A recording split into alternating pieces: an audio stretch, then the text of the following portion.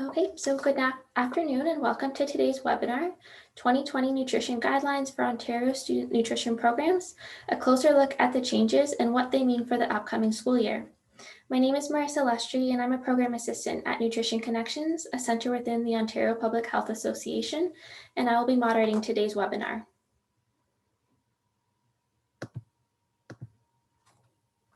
Before we get underway, I would like to take a moment to acknowledge the land on which we are working from and the traditional people of this land. I am currently working in Toronto and would like to acknowledge that this is the land of the Anishinaabe, the Haudenosaunee, the Wendat, and the Mississaugas of the New Credit First Nation. We recognize that Indigenous practices of health and well-being have been in place on this territory for thousands of years and are maintained to this day. As a settler, I am grateful to have the opportunity to work on this land. To learn more, I will now paste a web link called nativeland.ca into the chat box. This website is run by a nonprofit organization, Native Land Digital, and can be a resource to help you find out more about the Indigenous lands you live, work, and go to school on.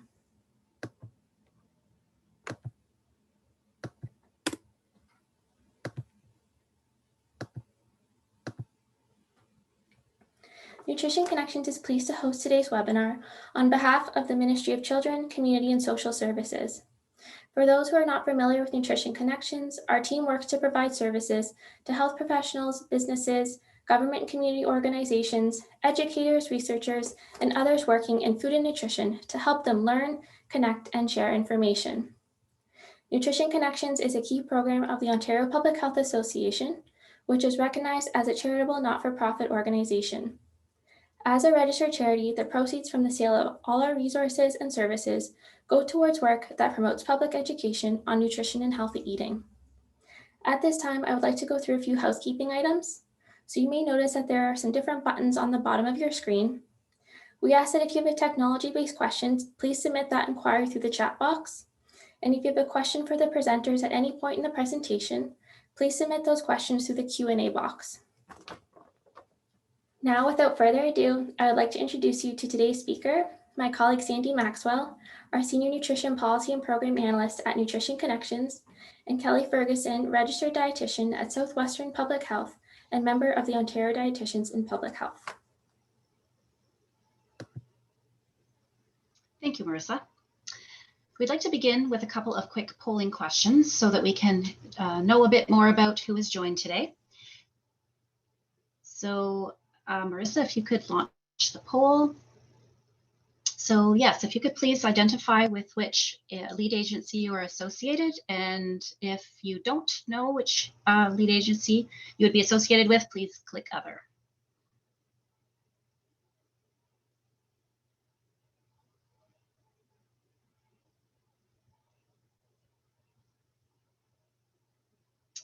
All right, just wait another couple of seconds.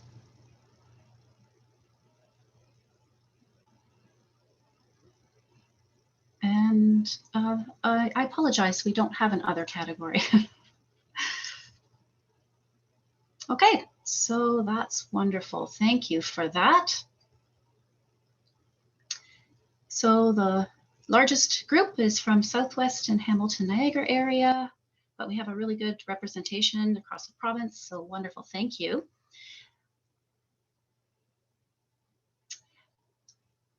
I have another polling question to just learn again a bit more about who is attending today. So this is going to ask you more about your role in SNPs. So I'll ask you, Marissa, to do that. Thank you.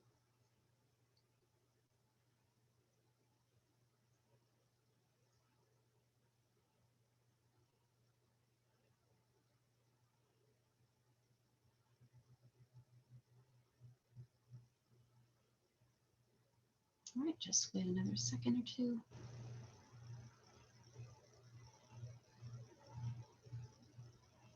All right, fantastic, thank you. So, all right, great, that's really helpful to know. We have a large percentage of community development workers, community development coordinators, so we anticipate the information will be very relevant to you as is the others. All right, thank you so much for that. So Marissa, I'm having trouble. There we go. So just a quick look at our agenda for today.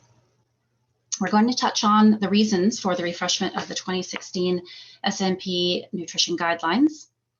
We'll look at what has stayed the same from 2016, what has changed. We'll talk about the rationale for these revisions, give some practical tips, talk about some of the impacts of COVID-19, and of course, we'll have some time for Q&A.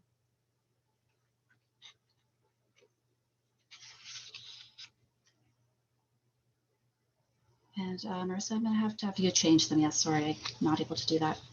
All right, so why were the 2016 SNP nutrition guidelines refreshed? Well, nutrition guidelines support SNPs to make food choices that will benefit students and the community at large. This requires a periodic review of the guidelines and updates based on advances in the areas of food, nutrition, and healthy eating. In 2019, Health Canada released an update to Canada's food guide to reflect the most recent evidence on nutrition and healthy eating. The SNP nutrition guidelines were then reviewed in 2020 and revised based on the most up-to-date evidence-based nutrition science that also informed Canada's food guide. So one other quick polling question related to Canada's food guide. Which of the following messages are reflected in the new 2019 Canada's food guide? I'll give you a few seconds to make your choice.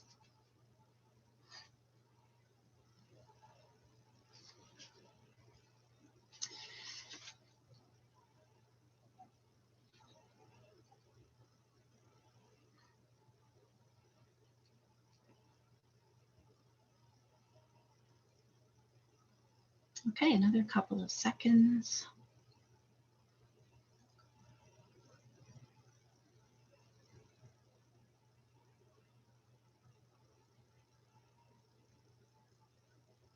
Okay. All of the above is the correct answer. Was a little bit of a trick question though, because everything applies. So depending on how you interpret that. So yeah, we're going to look a little bit closer at some of the updates to the new food guide. These are just a small sampling of some of the messages. As I mentioned, there's been a great deal of emerging evidence in recent years around healthy eating patterns, social aspects of eating, intakes of highly processed foods and sugary beverages, effects of marketing, and others. So Marissa, if you can move to the next slide. So Canada's food guide represents the most up-to-date nutrition and healthy eating guidance for Canadians based on the evidence that I mentioned by way of a website. So the new food guide has multiple pages of information as opposed to being a print resource of a few pages as it was in the past. Content is also updated regularly, so I encourage you to take some time to go through the website if you haven't already, which I do expect many of you have, and perhaps to visit regularly again to make note of some of the updates. Many of the changes of the food guide are reflected in the new SNP nutrition guidelines. So for example, the removal of suggested number of servings, the importance of eating with others without distractions, the change from 4 food groups to 3 food groupings, among others. One change that I would like to highlight now is related to protein foods. So this grouping includes meat, plant-based protein foods, milk, cheese, and yogurt. So the fact that they're now all grouped into one category, it doesn't diminish the importance of dairy foods, especially in children's diets. We'll talk a bit more about this later, but I mention this now because this has been a question that many have had when seeing that change to the food groupings. So we'll go to the next slide and look at some of the elements of the SNP nutrition guidelines that have stayed the same since 2016. So meal and snack definitions. A meal is made up of at least 1 vegetable or fruit plus 1 protein food plus 1 whole grain food. A snack is made up of at least 1 vegetable or fruit plus either 1 protein food or whole grain food. So the only change here is in terminology from the previous food groups to the new food groupings. And this criteria was maintained to as it helps ensure that meals and snacks are nutritionally balanced. And we know in particular for kids that might not have access to balanced meals and snacks out of school, this is an important criteria. The sugar threshold for whole grain foods was maintained, and that is 8 grams per 30 gram serving.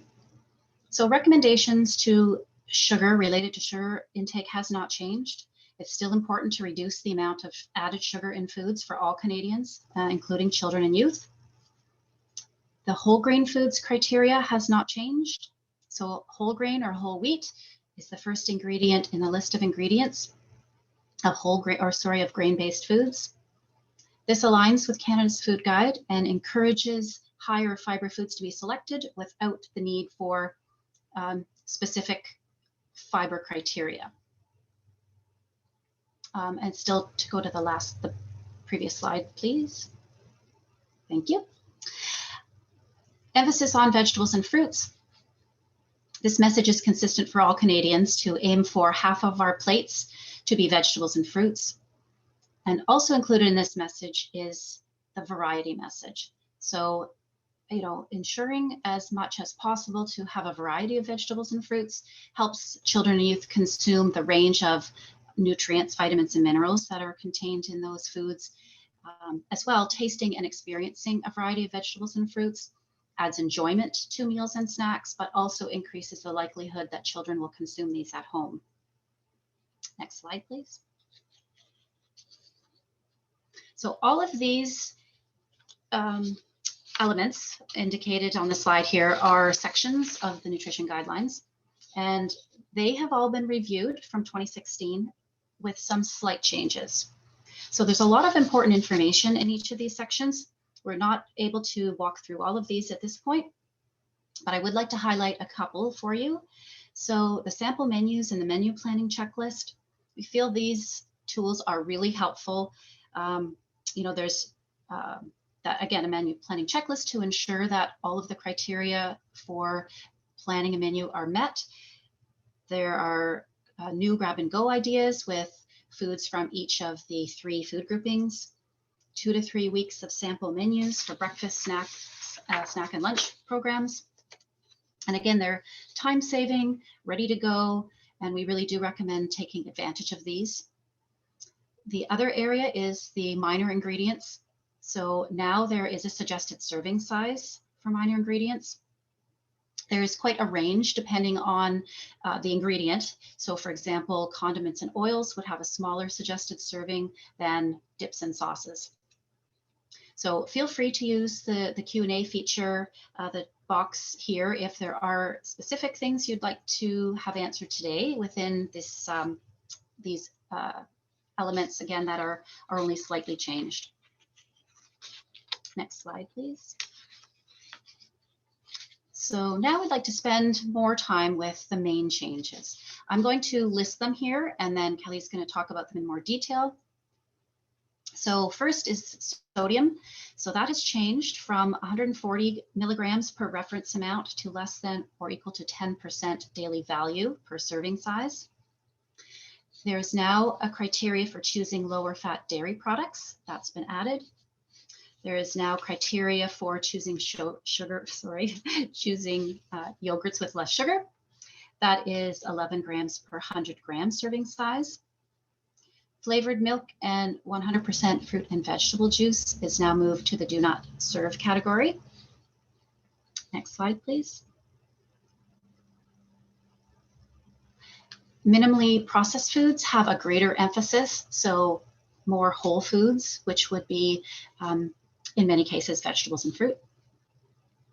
Dairy foods and alternatives. There's an emphasis for student nutrition programs on the value of dairy foods and alternatives, as I had alluded to. The food safety section has been updated to reflect new legislation that came into effect January 2020. And the food and nutrition information section was updated to reflect changes to the food guide in 2019. So one last polling question we have related to the main changes that I just mentioned on the last 2 slides. So since we don't have time to go into all of those in great detail, we thought it would be helpful to hear from you today what of those changes you would like more detail on, how we could spend our time today explaining which of those results, or sorry, which of those changes. So we'll address as many as we can. So yes, if you could answer this poll based on, again, what you're looking for today, what you would like more information on, and you can select as many as you like.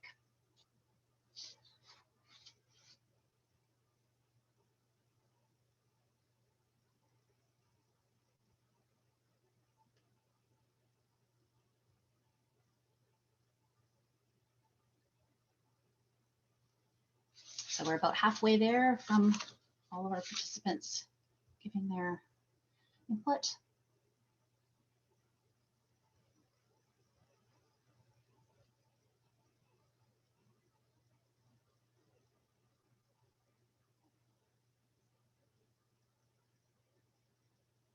A few more people to vote.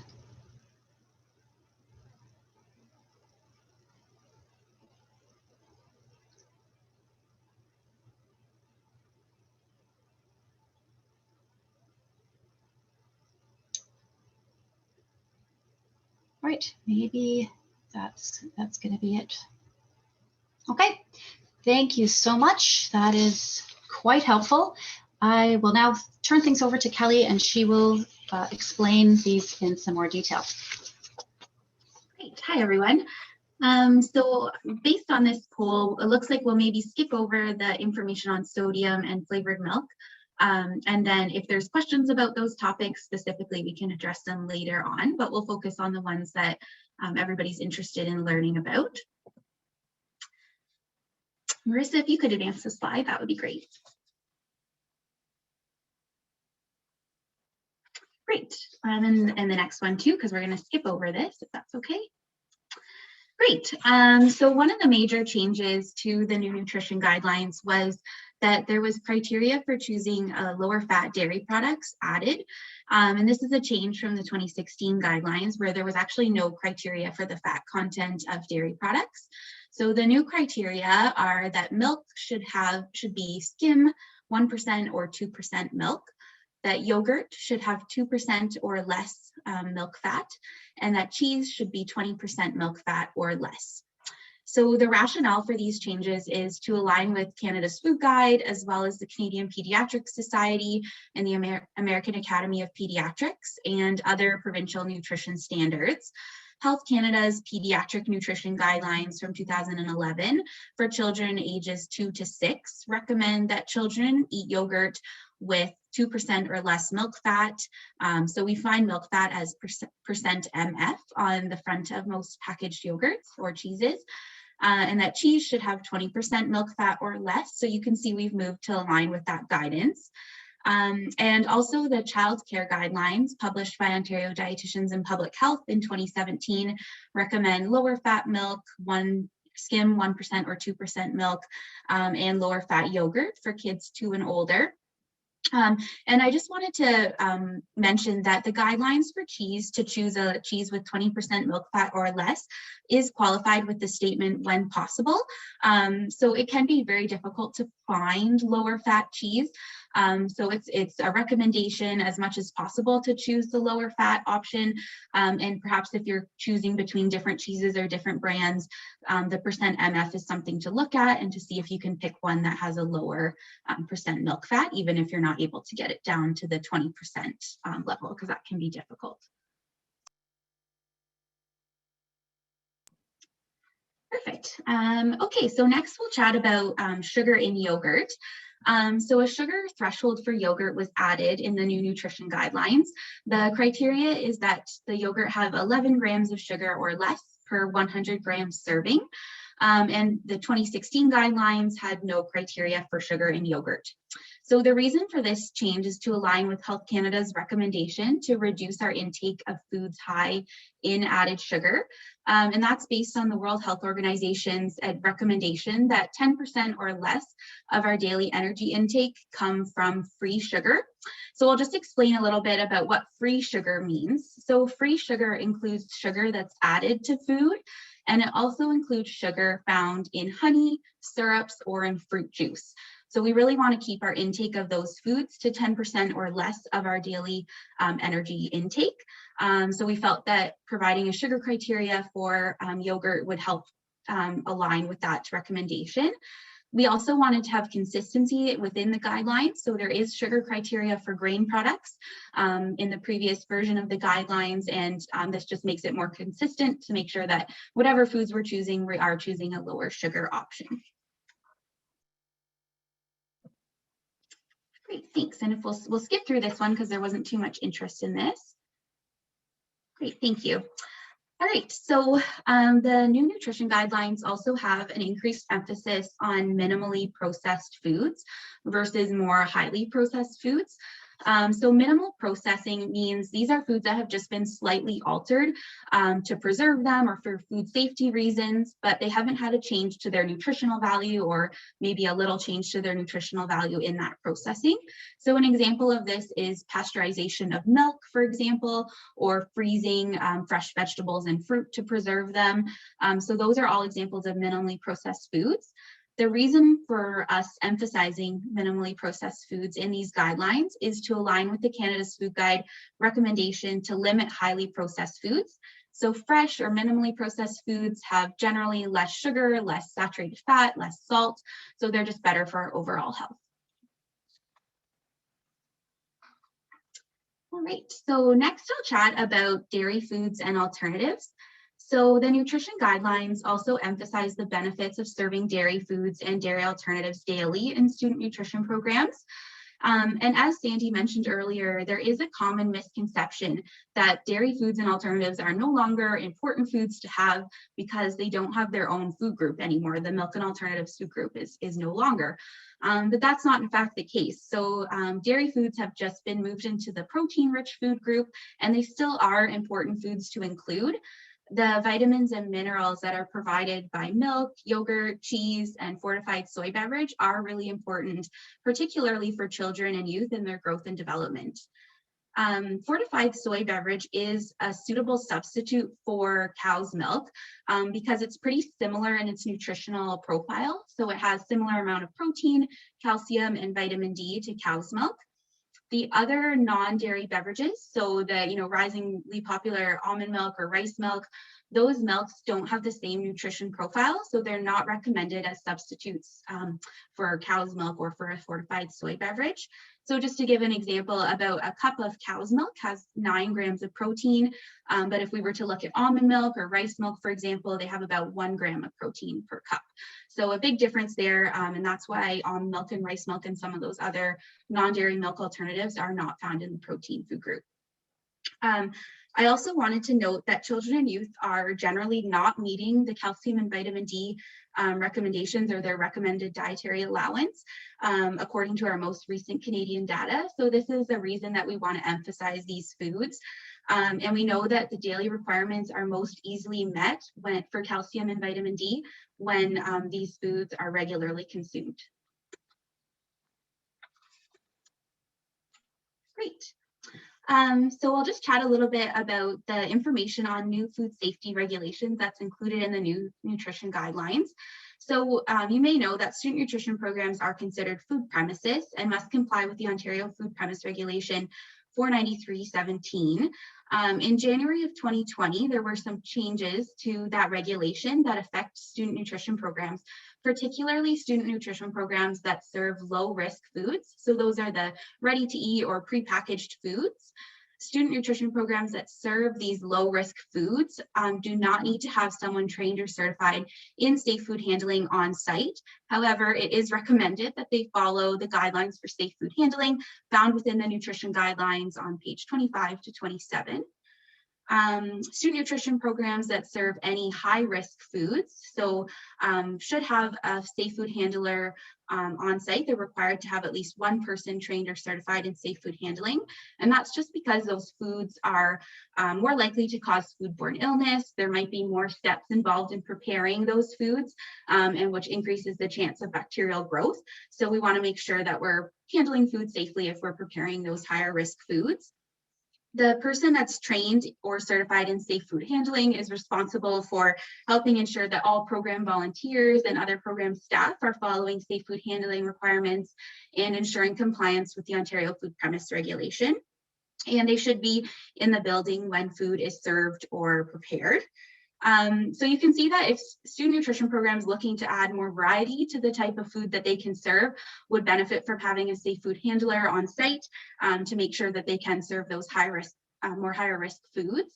And if you're looking to get safe food handler certification, I'd suggest you reach out to your local public health unit where you might be able to ask about the courses available.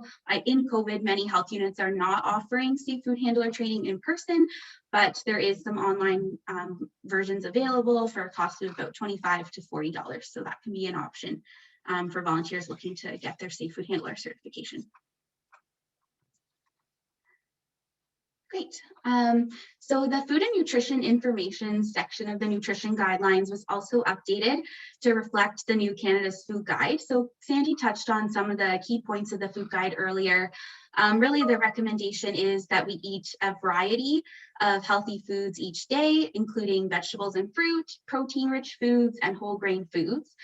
And there also is an emphasis that the protein-rich foods that we consume should come from plants more often. So that's things like beans and nuts and seeds and lentils. And we also want to make water our drink of choice. The new Canada's Food Guide also talks about how healthy eating is more than about the foods that we eat. So it also recommends that we be mindful of our eating habits, that we cook more often, that we enjoy our food and eat meals with others, and then provide some recommendations that can help to ensure that we make healthier choices, which include reading food labels to kind of compare food products, limiting foods high in sodium or salts, sugar, and fat, and then also just being aware of food marketing and the influence that has on our food choices. All right, the other key change in Canada's food guide that does have an impact on student nutrition programs is the fact that the food guide no longer gives guidance on the number of servings or size of those servings of foods and beverages that people should eat each day. So if you recall, in the old Canada's food guide, there was a big chart that outlined how many servings each person needed based on their age and gender, and we no longer have that. Instead, the new food guide focuses on the concept of proportions to help us plan healthy meals and snacks. So the Canada's Food Guide plate is a visual that's designed to help us understand those proportions. It's meant to show us that half of what we eat in a day should be vegetables and fruit, a quarter should be whole grain foods, and another quarter should be protein-rich foods, and that water should be our drink of choice. And that Canada's Food Guide plate does apply to any type of dish or meal. So even a mixed dish like a stir fry, a casserole, or soup can be looked at in terms of this kind of concept of proportion to see whether, is about half of that stir fry made up of vegetables, maybe a quarter is chicken, and then another quarter is brown rice. So that would kind of follow the proportion recommendations. So this concept of proportionality is reflected in the 2020 nutrition program guidelines. So now we thought we'd kind of try and address some practical tips for how to implement these nutrition guidelines, recognizing that, of course, each program is different and how they run is different. But we think that these might be questions that are coming up as programs start to implement the nutrition guidelines. So instead, I'll talk about each one on its own. So if you could flip to the next slide, that would be great, Marissa. Great. So the first one is about how to determine portion sizes. So as mentioned, as I was just talking about, Canada's Food Guide uses that proportionality approach to reflect the amount of different foods we should eat. So half of our plate, whether a meal or snack, should be a fruit or vegetable. And the other half should be made out of whole grain and protein-rich foods.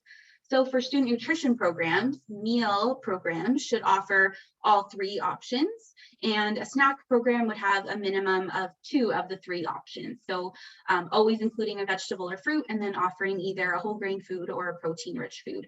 And Sandy mentioned previously that that's not really something that's discussed not a change, sorry, from the previous nutrition guidelines in terms of meal or snack requirements.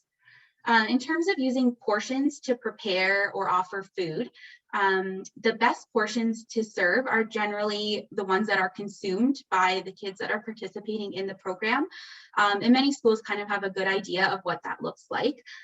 There's no minimum or maximum serving sizes. So the important thing to aim for is this concept of proportions, to have half of what's offered be vegetables or fruit, and then the other foods fitting in, and also to account for the range of appetites that children and youth have.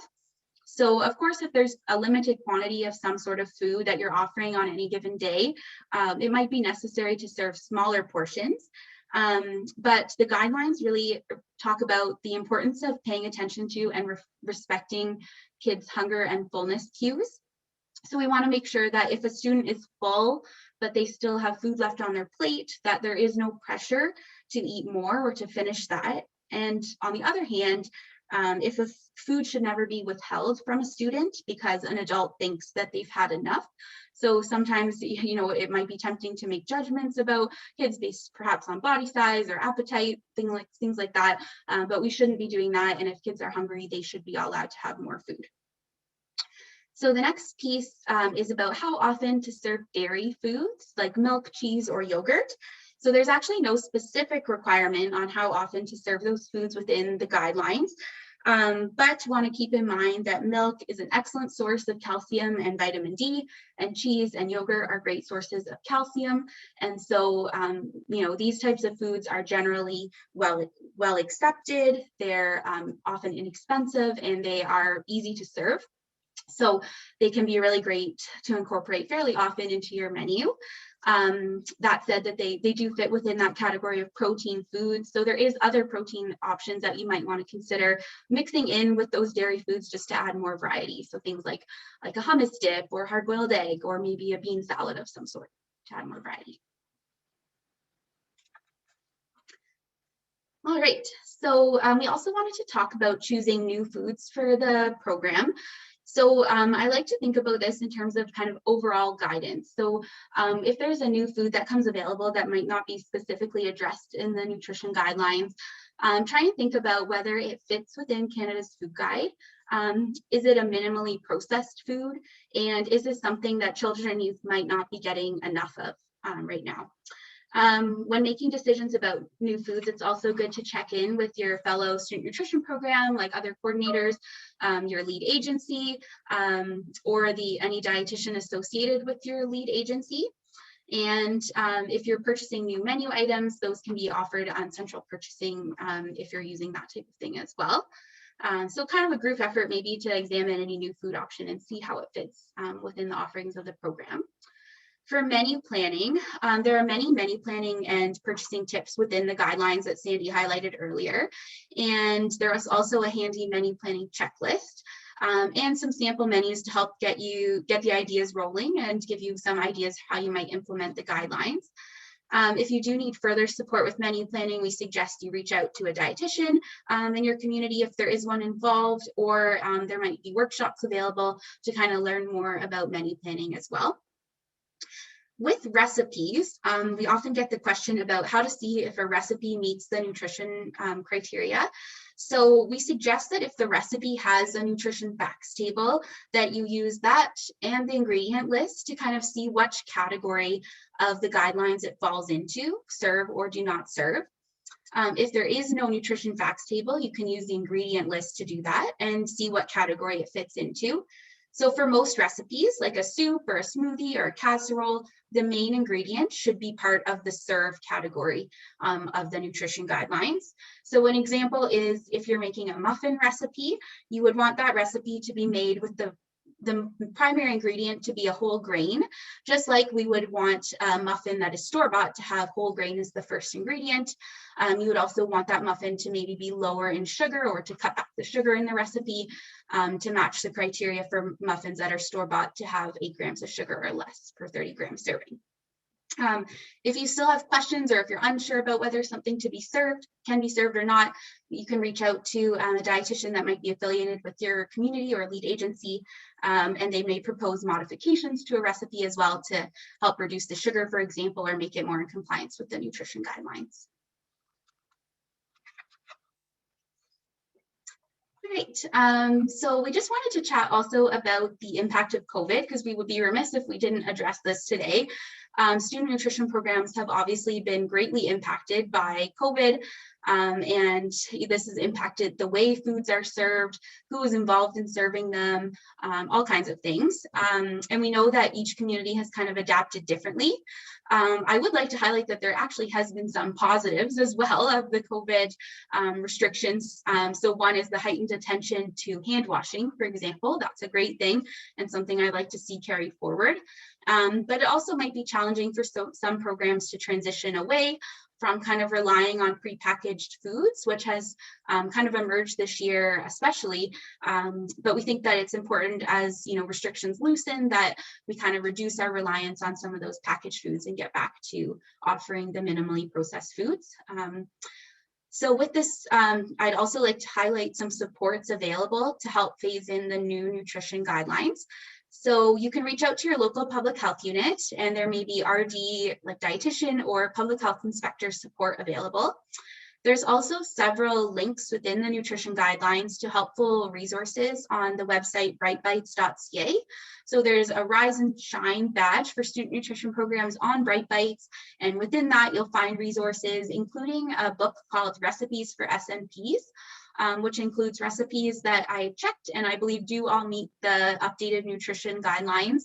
Just some of the nutrition information within that booklet is a little outdated, but the recipes are all good. Also Student Nutrition Ontario is a great resource.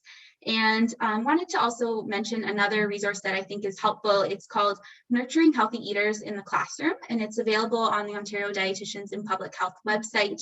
It's available in English and French and for elementary and secondary schools. So check that out if you can. All right, this is the end of our formal presentation for today. So I'm going to pass things over to Marissa to answer some of your questions. Okay, so thank you, Sandy and Kelly.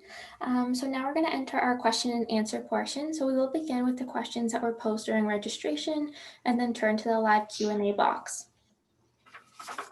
So what is the best way to present these guidelines to the schools so that they can be implemented quickly?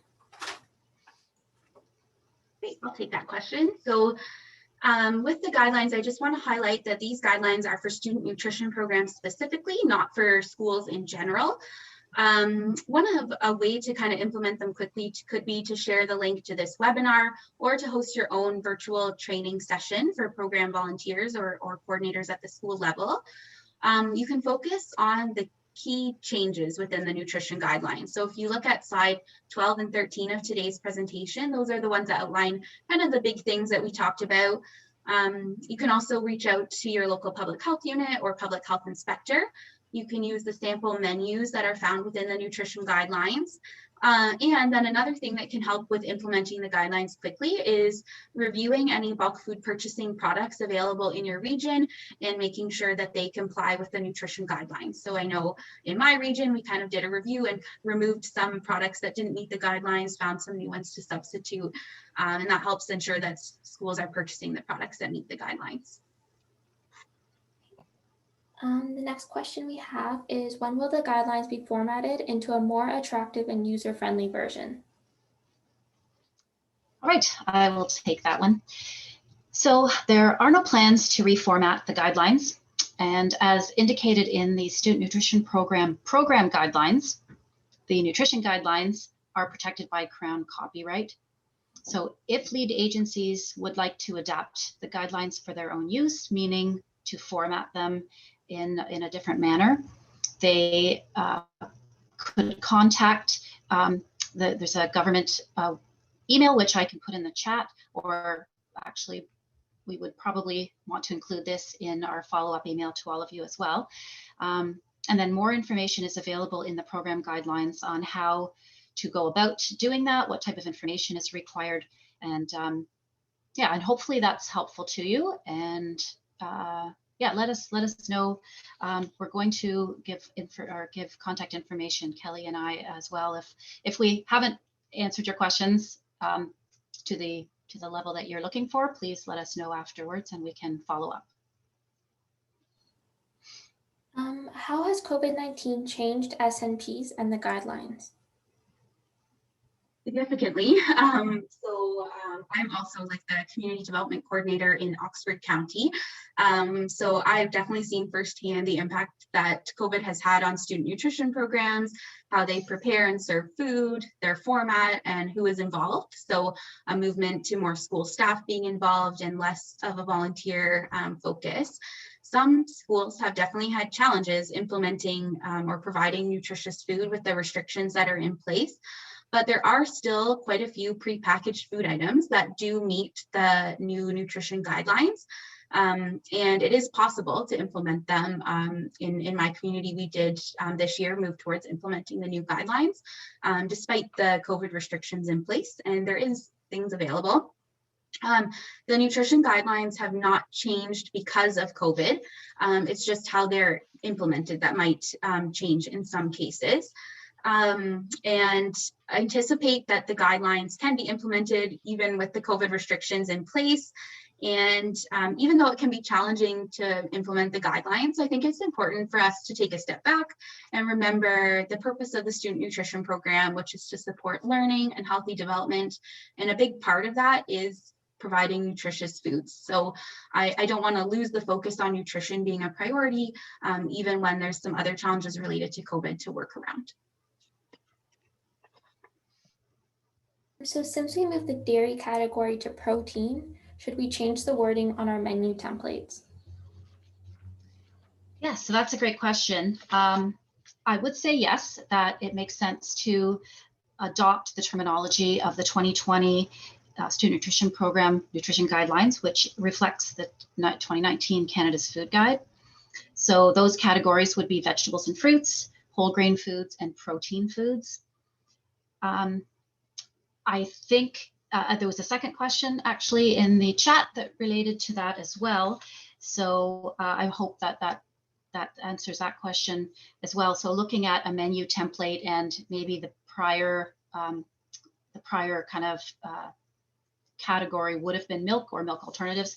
It really, I think, does make sense to use the new terminology that will also enable you to start thinking that, broad way about all of those other options that fit the criteria. And as Kelly mentioned, there isn't a requirement for how often to serve dairy foods.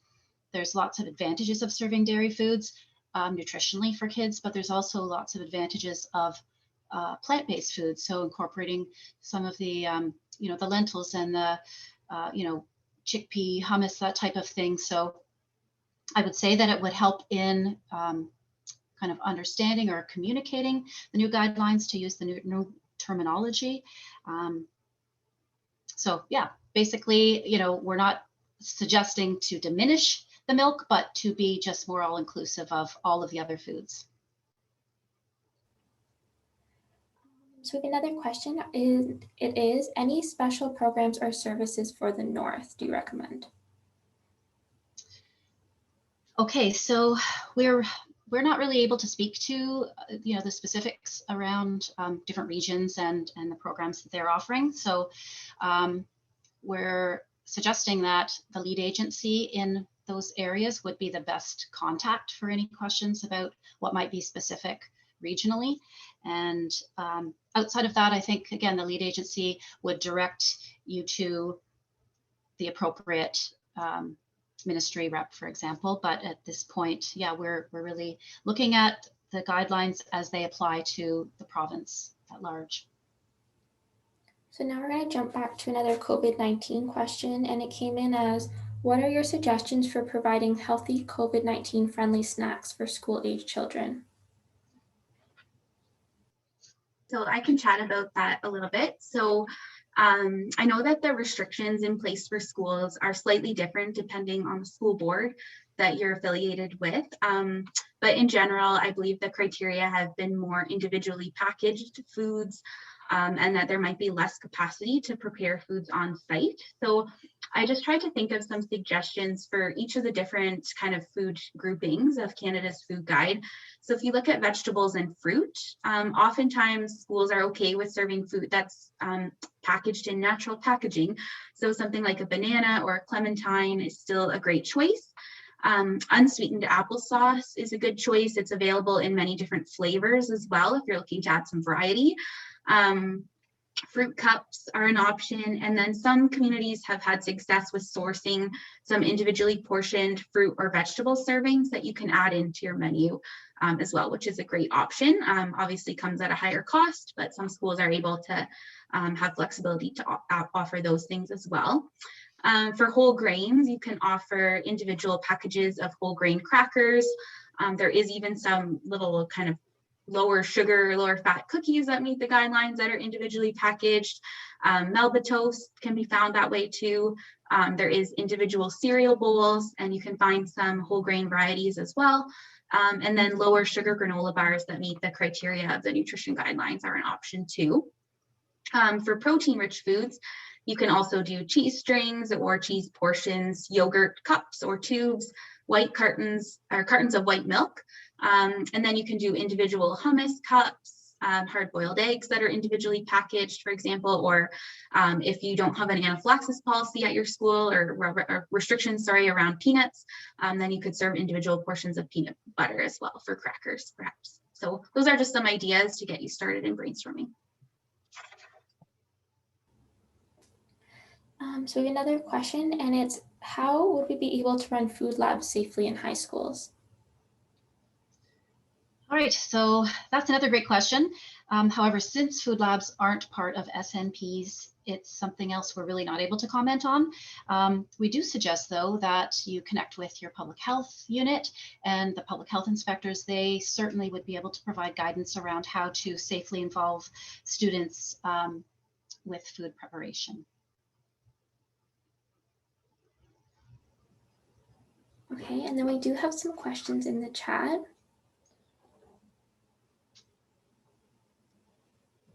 Okay, so we have one, and it says, are the guidelines standard in Indigenous communities, or do they have their own policies? Yes, so another really great question.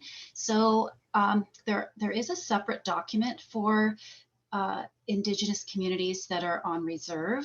The guidelines and the information is specific to them. For Indigenous students that are in schools and programs off reserve, these guidelines would apply. So hoping that answers the question.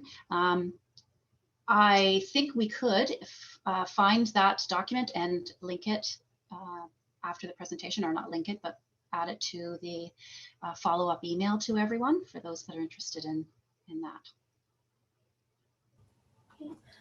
We have two more questions in the chat, and our first one is, what would be the maximum of dairy, fat, and cheese to serve if 20% is not possible? Yeah, I can answer that. So there actually is no maximum amount of dairy fat for cheese. It's just as low as possible that you can get, and if possible, ideally is 20% milk fat or less. And I agree with the comment in the chat about most cheese being 28 to 30% milk fat.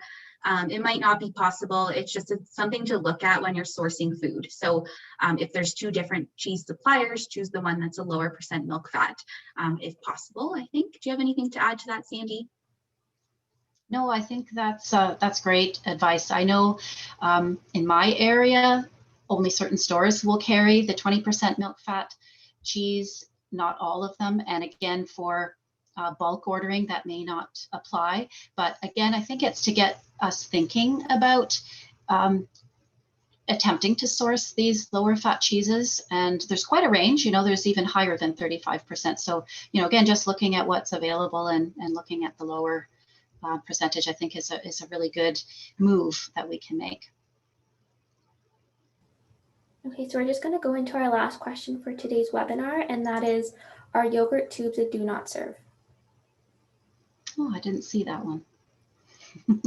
I'll let you answer this, Kelly. I know we've talked about this, so I'll let you answer this one. Sure, yeah. So they are not on the do not serve list. So no, yogurt tubes are something that student nutrition programs can serve.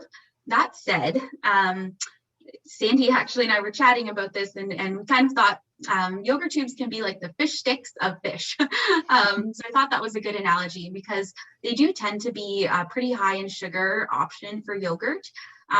So in general, like there is yogurt tubes that do meet the sugar threshold criteria of 11 grams of sugar per 100 grams serving. But if you look at the overall calories or energy provided by that food, often a lot of a high proportion of those calories or energy is provided by sugar. So they're not the best yogurt option, but they're certainly not on the do not serve list. And you can compare and maybe see if you can find one that has lower sugar. And I hope that more products will emerge as well. And yeah, do you have anything to add there, Sandy? Well, I guess the only other thing would add, I get the convenience and how kids like them. But when possible, when we're able to serve from a bulk yogurt container, again, down the road, having, some fruit slices and berries to add to the yogurt, kids really can get used to that more bitter taste of plain yogurt. Their preference would be the sweeter, higher sugar versions, but it is something we can kind of guide kids to liking that plain taste. Again, if you present the two options, kids are going to take the sweeter. That's our physiologic response, all of us, right, to want the sweeter version. So at this point, the yogurt tubes do meet, as Kelly said, but even though they're convenient and kids like them, I would just suggest to think about moving kids to lowering their threshold for wanting sugar. So the less sweet things they eat over time, the less they're going to want. And actually, while we're on that, I did notice, I know you're wanting to end, Marissa, but one other question that came in about yogurt asked about non-fat yogurt. There really is no need to have a zero-fat yogurt. And one thing to watch for in some of the non-fat yogurts is other additives. So there could be stevia and other sugar substitutes added, which are to be avoided.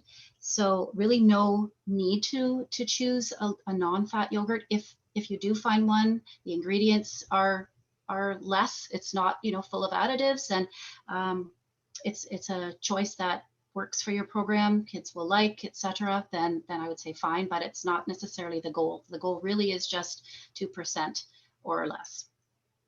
Right, and then just to add to your comments about the sugar in yogurt too, if you want to lean towards serving more of a plain yogurt, and obviously this is maybe not something that can happen with the COVID-related restrictions in place, but in future, one idea is that you could mix together two types of yogurt. So you could buy plain and a sweetened yogurt and mix them in a bowl, just to make a lower sugar option that's maybe not as alarming of a change as a plain yogurt to children. So that's something you can do to kind of move the dial a bit to a lower sugar option.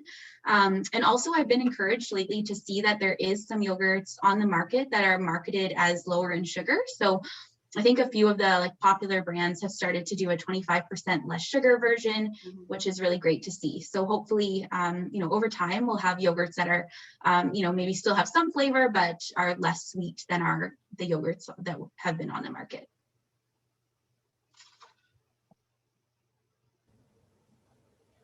Okay, so thank you all for your questions today. Sandy and Kelly have provided their contact information for everyone in case you have any further questions. So this information we will circulate in an email, so you don't have to write it down right now. So thank you everyone for attending today's webinar, and thank you Sandy and Kelly for sharing this helpful information. The webinar today was recorded and will be available on the Student Nutrition Ontario website in the coming weeks. There will also be a recording available in French. And if you have any additional questions around the guidelines, feel free to follow up with Sandy or Kelly. And finally, to learn more about the products and services provided by Nutrition Connections, including our lineup of webinars, please visit our website or follow us on social media. Thank you, everybody.